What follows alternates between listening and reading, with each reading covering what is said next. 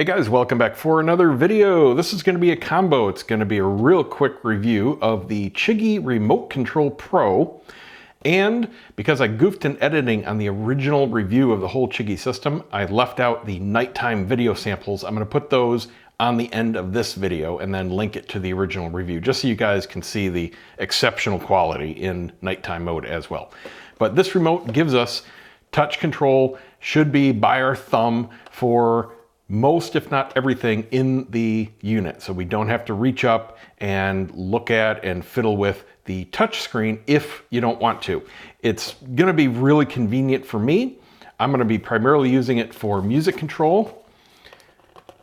And this is not just a cheap universal Bluetooth remote like some other companies use. This is dedicated for the Chigee device. It is rechargeable. You don't have to open it up and put in a coin cell or anything like that. We've got a little instruction booklet here. Basically just tells you how to pair it. You just go in the system and you pair it. And it's telling you that the buttons change function depending on what screen you're on. So for example, in music, the center button is pause and play, and then you have previous and next track. In the Dashcam view, you can switch between cameras, start and stop recording, that kind of thing. It depends on what you're viewing at the moment, what they do. Each button is fully, of course, watertight. Very nice, solid tactile feel, very clicky. And this paint is almost iridescent. It almost looks like it glows in the dark. Got two status buttons here. This is not paired or anything yet, so it's flashing blue. It's in pairing mode. Once you touch something, it comes on. Here we've got the charge port. I did fully charge it up, but that's all I've done so far. We have not actually tested or used it. Feels very good, absolutely rock solid, just like OEM parts to a bike. And then all we have in the box is a bracket. Haven't opened it up yet, but basically, this is meant to attach to an existing screw on your bike, such as your switchgear, and I do have one in the right space. And then this just screws on to that using these two small screws in here. And what they do is they give you a spacer, and that's going to go on the bolt that you're going to run through to attach this. Now in my case, I had to order, it's not in yet, but I had to order a longer bolt because I have where I need to place this two socket head metric bolts that go and hold my left switchgear in place. And I need to extend it 10 millimeters. And that's the combination of the length of the spacer and the thickness of the bracket. So that'll give me a nice solid purchase. And this will just sit and look like it's part of the bike. Let's go ahead and get it installed. So here's all I'm gonna need to install it. Allen wrench to run the bolt out and back in. And I got a multi-pack because, like I said, I'm going to need a longer bolt, probably this one right here.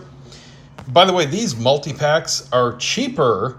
I get about 30, 35 bolts, different sizes.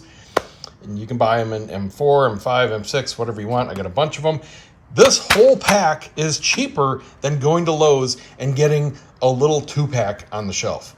Absolutely ridiculous how much the markup is in stores. I'll put the link. This was like 10 bucks for all of this. So get yourself a whole bunch of these and you'll be set for tons of projects. I can't count the number of projects I've used these for.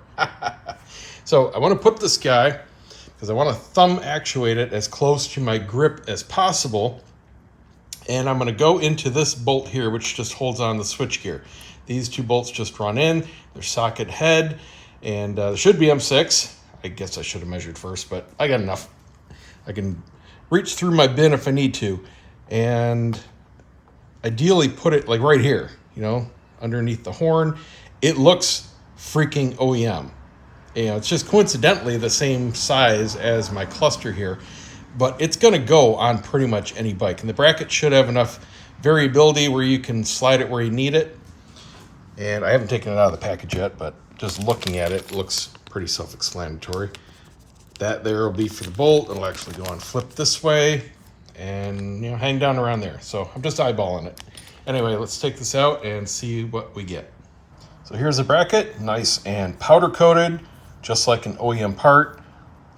Lightweight, very stiff. No problem with that being out in the elements. And then they give you the 2 little mounting screws, a spacer, and a driver. And it's needed because they are safety Torx. So not your standard stuff that most people are going to have in their tool drawer, but they give you the tool. So just to verify, this will go here, good clearance. I'm going to put the remote onto this bracket first because it'll be easier to tighten it down. I've just got one in there to hold it for now while I check positioning, and I think this will work beautifully. So let's line this up. Perfect.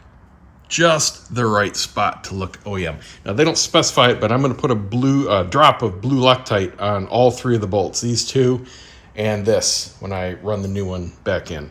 So I'm going to tighten these 2 down, and then we'll mount it to the bike. So here's the order you want to go in: bolt head, bracket, spacer, and then your drop at the end here. Now you may, depending on your bike, not need a longer bolt. In my case, trying to use the stock, there aren't enough threads. It's just precisely short enough to mount in there. So I needed to make up for this added length of the spacer and the bracket. And yes, it means the socket head is going to stick out. You can see the stock, they're flush, and it's just going to be sticking out that, 8 or 9 millimeters. Not a big deal. All right, there we go. Nice and flush mounted. That is right in line with the rest of my controls. Easily hittable. A little bit of a stretch. I just have to shift my thumb over a little bit, but cruise control, horn, buttons, all in range. No problem there whatsoever. Now I do notice one thing, because it's on this long bracket and there's no support over here, there's a lot of leverage. And when you press this button, especially at the end, you can see there's a little bit of flex, and it's actually contacting my cluster. I could drop down to the next mounts, which are the slides, but I would actually have a gap here. What I'm going to do is just put in on the bottom of my cluster a little thin self-adhesive soft part of Velcro just to stop any rubbing, so there won't be any damage to either surface. Just like that. All right, that looks good, that feels good. It's not going to be any damage. Let's fire the bike up and get it paired. Okay, let's see. Go to home, go into settings, features, more, not sure which one it's in. Tutorial, GPS, remote control, there we go. Pair. Now it's, please press any button on the remote to start pairing. That basically just turns on, little blue flashing light. And that's it, connected. Awesome. Now let's see if the buttons work. I'm not sure what it does in settings. Nothing on the left. Nothing in center. Nothing in right. Let's try long press. There we go, long press left. Went back to, oh wait, that might have been the auto timeout for settings.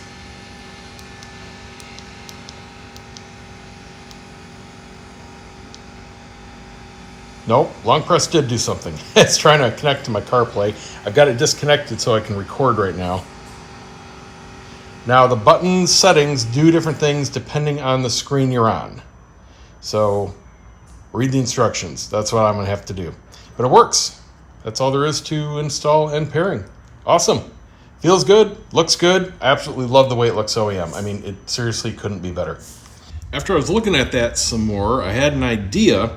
I'm gonna Dremel down this bushing just a little bit to actually match the depth of the socket head screws or bolts, and that will prevent this from sticking out any further than it needs to. It's gonna make the remote go back a little bit, and you won't see this sticking out, so you won't see the silver at all. Should be pretty easy.